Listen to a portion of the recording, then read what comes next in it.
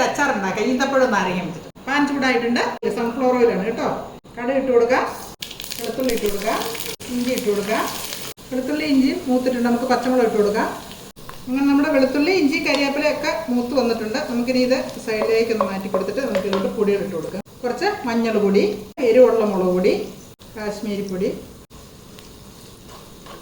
കരിവേപ്പില ഇട്ട് കൊടുക്കാം, ഉലുവപ്പൊടി ഇട്ട് കൊടുക്കാം, കായപ്പൊടി, വിനാഗിരി ഒഴിച്ചു കൊടുക്കാം, നാരങ്ങ ഇട്ട് കൊടുക്കാം കേട്ടോ. നാരങ്ങ അരിഞ്ഞ് റെഡിയാക്കി വെച്ചേക്കാണ്. ഉപ്പ് ആവശ്യം. നമുക്കിതാ ഈന്തപ്പഴം ഇതിലേക്ക് ഇട്ട് കൊടുക്കാം. നമ്മുടെ ഈന്തപ്പഴം നാരങ്ങ അച്ചാറുക നല്ല റെഡി ആയിട്ടുണ്ട്. നമുക്ക് കുറച്ച് പഞ്ചസാര ഇട്ട് കൊടുക്കണം കേട്ടോ. ഇത് നാരങ്ങയുടെ കൈപ്പൊക്കം ഇല്ല, അല്ലെങ്കിൽ ഇതിൻ്റെ ചെറിയ മധുരമുള്ള അച്ചാറാണ്.